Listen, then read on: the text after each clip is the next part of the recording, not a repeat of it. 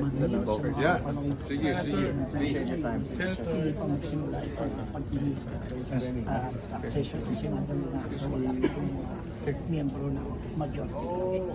Tawagin natin, Senador Kiko. Senator Kiko, sir, unprecedented. This is unprecedented. What's happening It now? hasn't happened before. So, How do we resolve this, sir? Sorry? How do we resolve this? for now, we will wait. Until Up to what time? Sir, We will play it by ear. So, we'll see. sir, may nilabag ba sila sa rules sa ginawa nila nito? Well, wala pang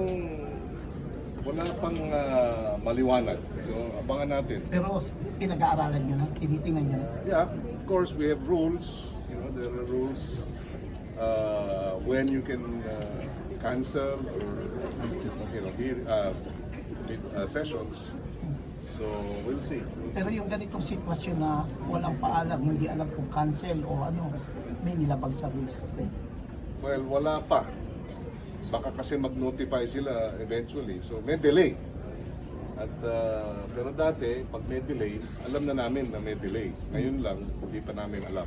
Is there a time deadline when you So will we'll give stay? them some time to figure out whether they will notify us or not. Is Ilang there a oras time yan? deadline when you are going to stay here? No, we will Or have to- it could be an all night, or will you just We stay don't up know. to- We have to discuss this with the members of the minority.